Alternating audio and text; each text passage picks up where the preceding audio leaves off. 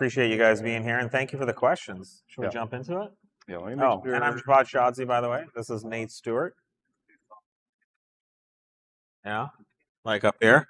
Test. The Okay. audio levels are great on the recording. I think it's just Yeah. it's just right here. Okay. So I think we're good.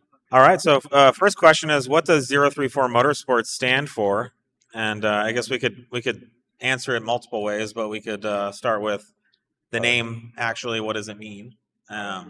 And the numbers 034 are the first three digits of the Audi part numbering system for the Audi i5 engine. Yeah. And so when I started the company originally, it was all Audi i5 parts.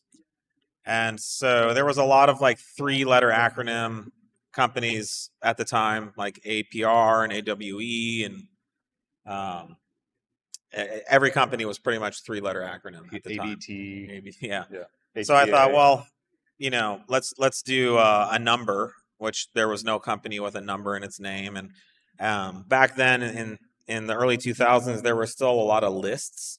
And so the number 0 would always get us at the top of the list. And that was kind of hearkening back to the days of the yellow pages where, if you had a number, like you'd see AAA towing, and that was so that they could be at the very top.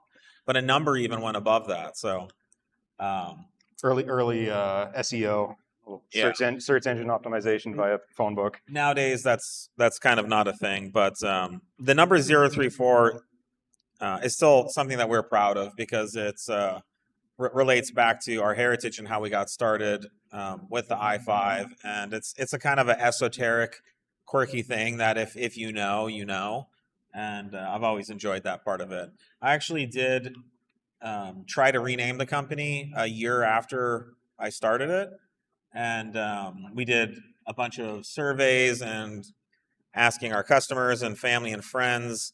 One of the names that came up was Super Mega Fun Sport. I think it's Ultra Happy Fun Sport or something. Yeah, and we passed on that one. But we did also. It started more as it was 034 EFI to begin with. It was. So we had like a singular product that kind of like kicked us off. It was a standalone engine management system. Yeah, that's what it was.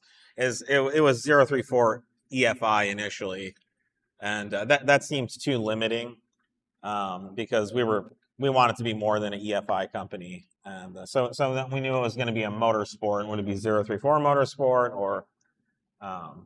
But anyways, yeah. So that's where the name originates from.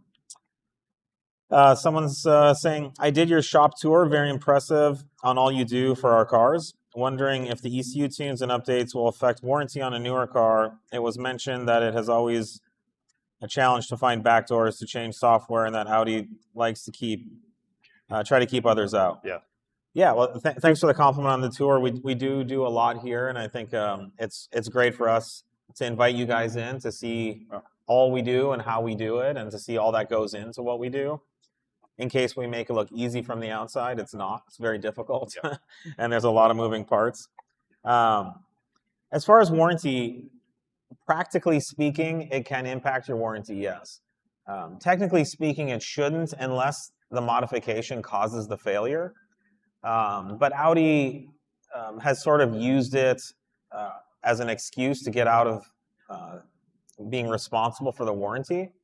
So, for example, if you flash your ECU and you have a problem with your brakes, well, the ECU doesn't have anything to do with the braking system, and it certainly doesn't control the hydraulic or mechanical components of the braking system. But Audi will just say, well, you have a tune, so your warranty is canceled.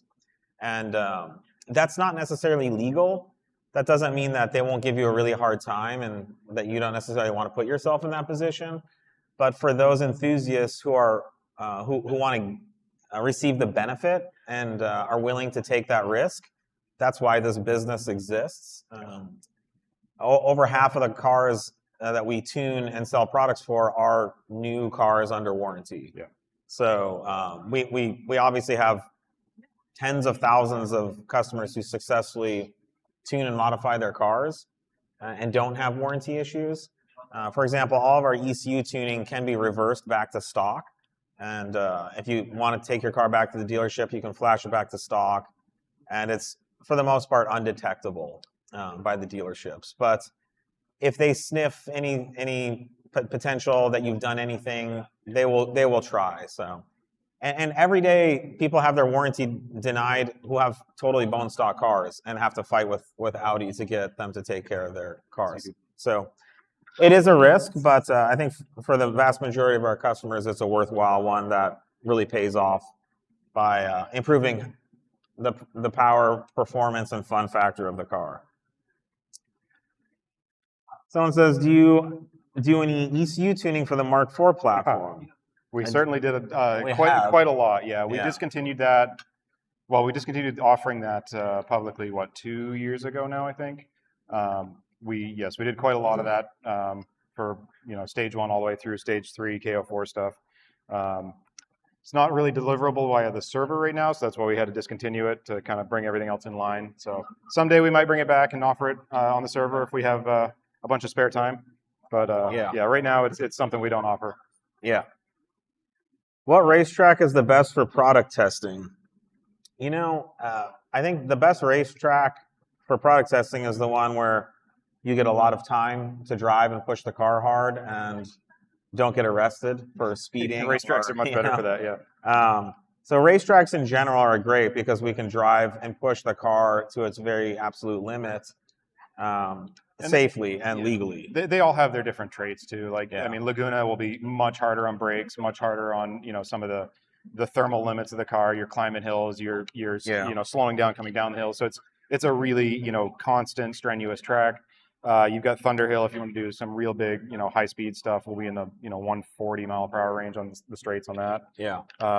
Sears Point will get you all kinds of transitions that'll toss the car around too. So I mean, we're spoiled for choice here, thankfully, and they all have their own aspects where they're better. There's no one answer for that, unfortunately. But generally, we will like with Turn 8, if we need to do track or product testing, we'll take the next event available just because. Yeah, we can do. I mean, every track is 99% of what we could ever ask for. So we're really lucky.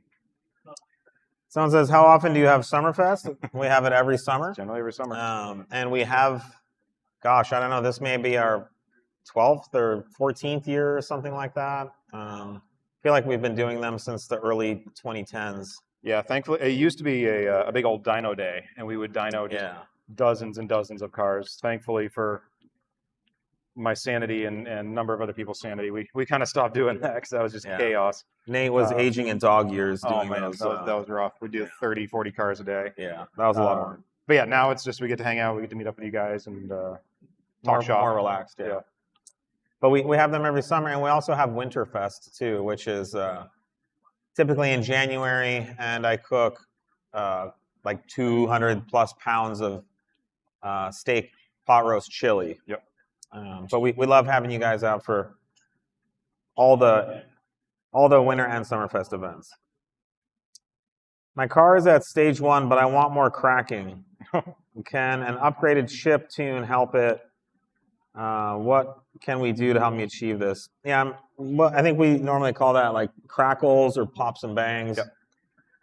And don't know which car you have, but most of our tunes and calibrations do feature some amount of crackles. And if it's for like some of the older tunes, we may not have it's really going to depend on the vehicle. Yeah. But for the most part, yes, if your car has some crackles now, it sounds like, then it'll very likely get turned up a bit on the tune files. And you can add more or less depending on what dynamic mode you're in. It'll be same as stock. Is it for your car? It's your car? All right. Nice. Yeah, we'll have to see, but because that's you have a first gen TT. Yeah. Yeah, not a lot of crackles we turn up on that one. Yeah. The crackles was something that the factory started adding in, and so it was a feature that we've been able to build on. Yep. What made you decide to do performance for cars, and what inspired you to do it? Well, performance is just a lot of fun.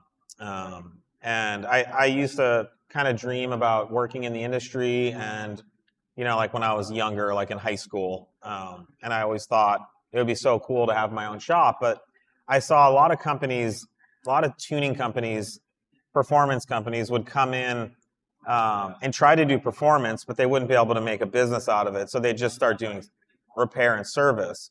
And the repair and service is just so boring to me.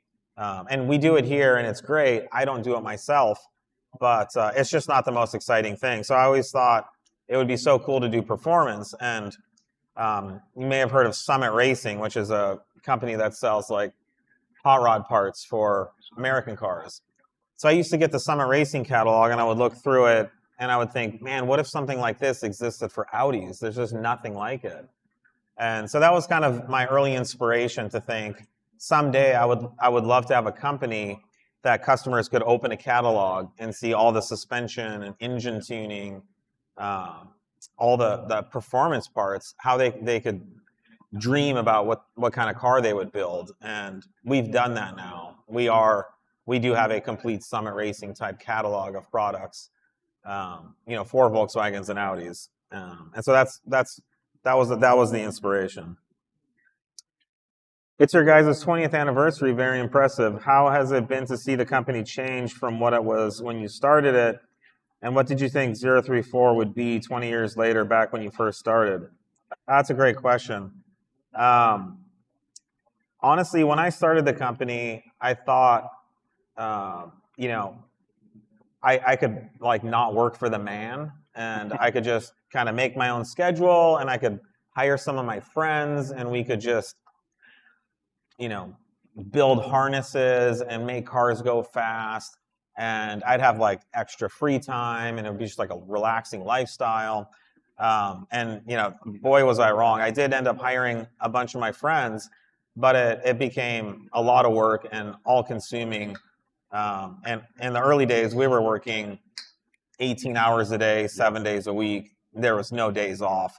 I remember people would, someone would be like, "Hey, are you excited? It's Friday." And I'm like, I don't know what's that supposed to mean. I work every day. But I didn't really spend a lot of time thinking about the future. It was just more like, how do we get through today, tomorrow, this week? What are we going to be doing next year? Yeah. That was really the focus. Nate joined me quite soon after I went full-time doing it. Yeah, this is my 20th year, so I'm right there as well. A couple months behind at most. I will say, thank you for saying it's impressive. I do feel that.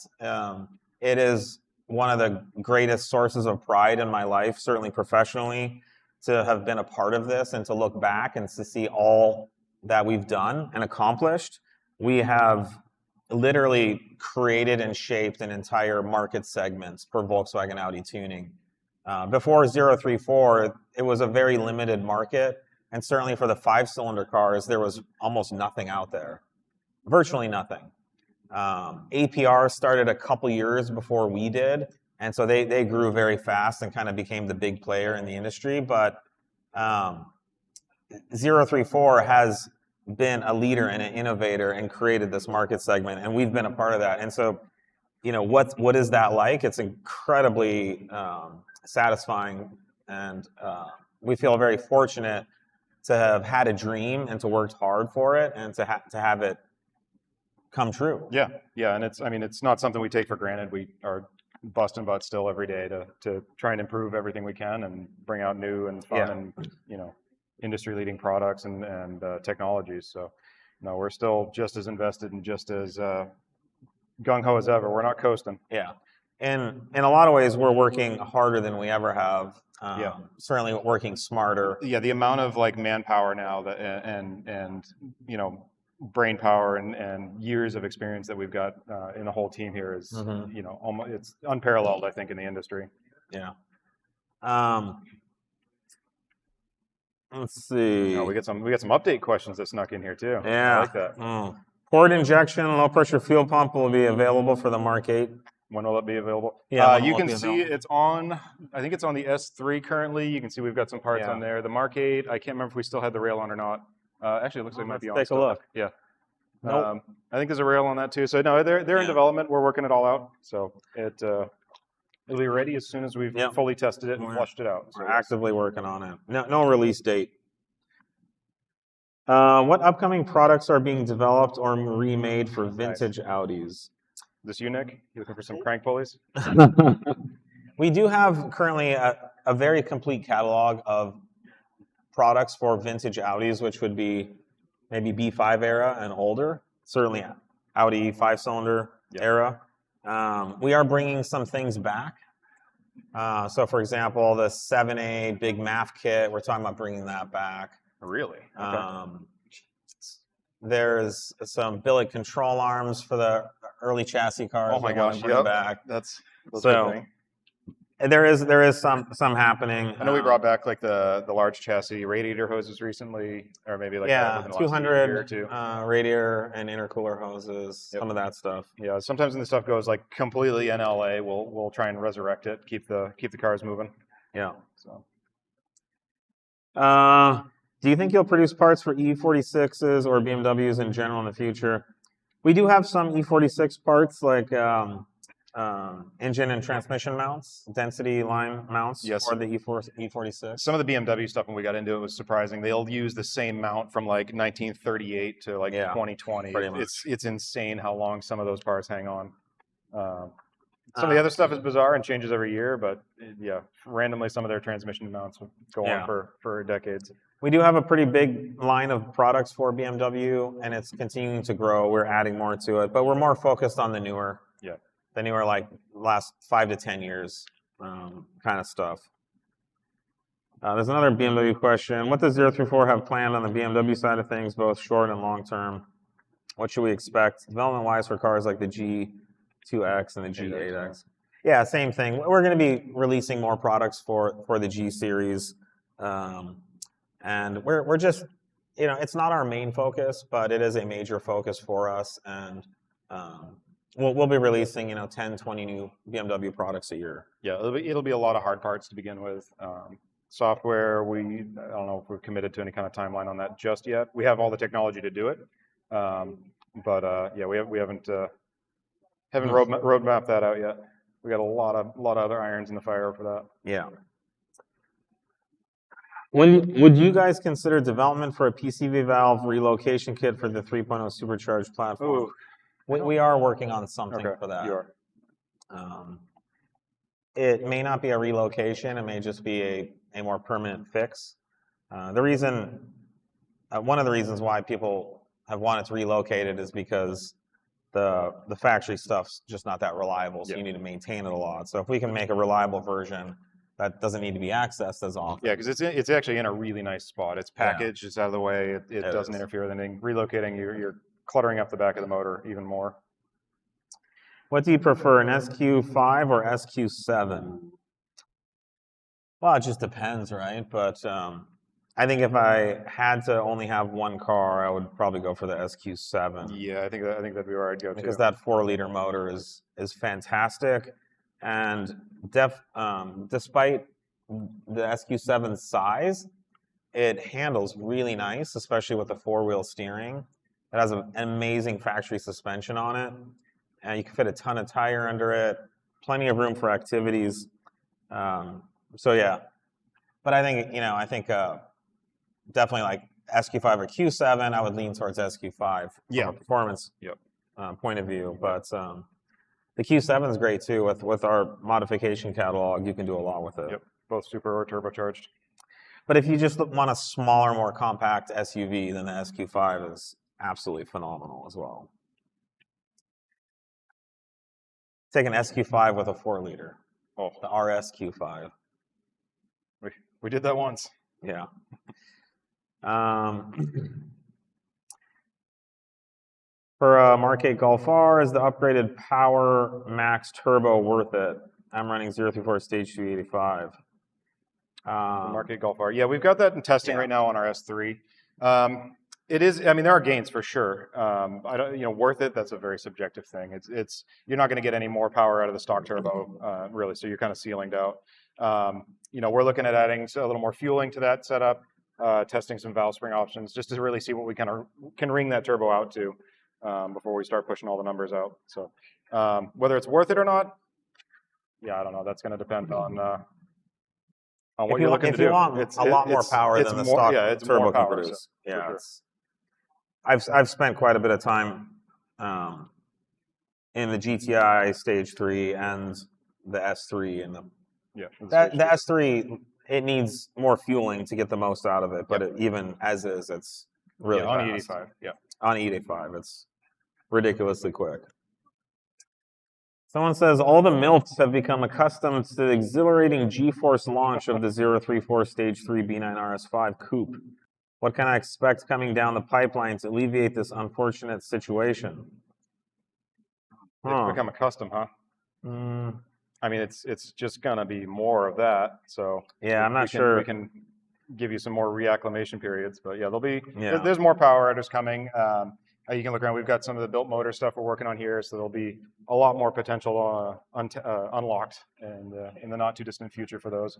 And if you're walking around here, you'll see there's quite a few development turbos as well floating around that are some are hidden on the cars, some are on display. So you got to look close to know what you're looking at. But there's quite a few new pieces of hardware here that are going to be making a bunch of power. So yeah, I know the MILFs are very particular to the SQ5, so. Stay away from the SQ5 if you don't want that extra attention. What do you folks think about tuning the new electric Audis? Well, it's certainly something we're keeping close tabs on. There's nothing really stopping us from tuning an EV.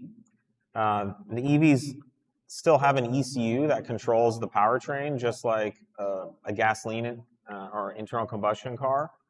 And so we could go in and reprogram, remap, recalibrate the factory control units for EVs as well.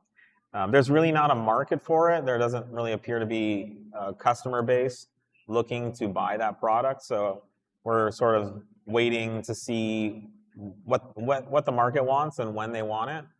But it's certainly something we can and will do when people want it. For now, people seem to be buying EVs. You know, first off, the EVs have great performance right out of the box. They're typically faster, quicker than the ICE counterparts, instantaneous torque and power. But people are buying them to save money on gas, for environmental reasons, you know. For a bunch of different reasons, but it's not necessarily to tune. Yeah, it's much more of, you know, like kind of an appliance market where they're using it just to get from A to B as efficiently or as economically as possible for the majority of the EVs that are out there. I mean, you've got the RS e-trons and whatnot, but yeah, there's been very little interest in the aftermarket on those as well. Yeah. Are there any future plans for making Mark 1 or Mark 2 VW parts? Man, I would love to. Those cars are just like gone. Yeah. There's just so few left on the road. Now. Huh? Yeah. What percentage of the Mark 1s on the road is that though?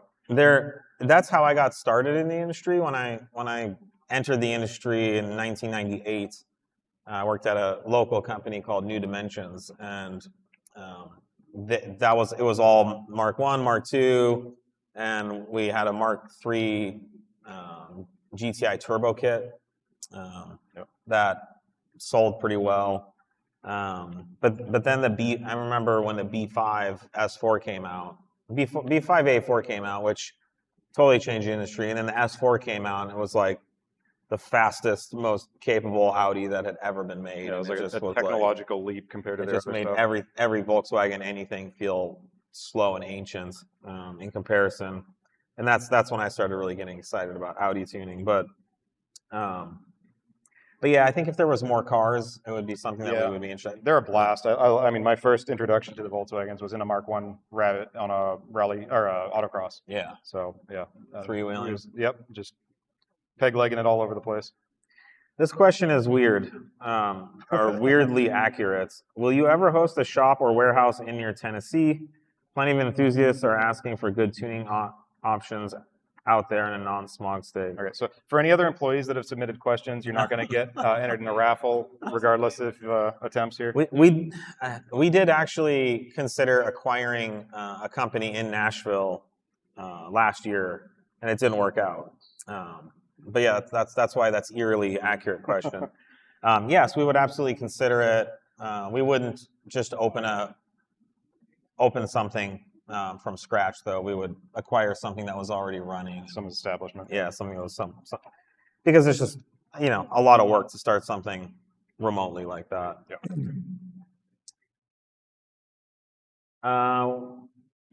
Can you do an oil change on a Gallardo? Absolutely. Yeah, we can. Absolutely. We can do oil changes on any car. I'm sure we can do it for much Wouldn't be the first. less than you've probably been quoted. I know some of those are like $2,000 oil changes. Yeah. Yeah, I was talking to... Same with R8. Talking to a couple people here, and there was somebody mentioning, $700 Porsche Macan oil changes, and yeah, it can be pretty nuts out there. Which tires offer the best grip for an R8? What conditions? Yeah, in general, I would say, like, if you're talking about dry performance and handling, anything that's an R compound is going to give you really sticky performance, really hot or cold. We really like the Michelin tires here. They're not the cheapest. Oh, no touching, no touching. Get them. First thing the kids do. Speaker cone. Yeah. So you know, that's and something with a low tread wear is going to be sticky. There's no one answer to this. We get questions like this a bunch. It's really going to depend on driving style, usage, where you're driving it, how you're driving it, and you know, budget is huge. The tires will range from, you know, $150 a pop to $2,000 a pop. So I mean, it's a huge swing depending on the class of tire. So yeah, there's no one best. Yeah, we're a fan of the Michelins for just general, you know, spirited road use. So they've done us well. Yeah, but they're not cheap. I think as far as reasonable pricing, like, hey, how's it going? Hankook tires are a good deal. Yeah. Toyo are a good value. So yeah. I have not read this question. There's a lot to it. I'm just going to start reading it. You're in a desert walking along when you look down and see a tortoise crawling towards you. You reach down and flip it over on its back, its belly baking in the hot sun, beating its legs, trying to turn itself over, but it can't, not without your help. But you're not helping. Why is that? Is this a real question? This is pretty dark, guys. All right. Well, is this a riddle? But you're not helping. Why is that? It must be a riddle. Yeah. It's got to be, right? Because I'm going to go with the tortoise was eating your dog.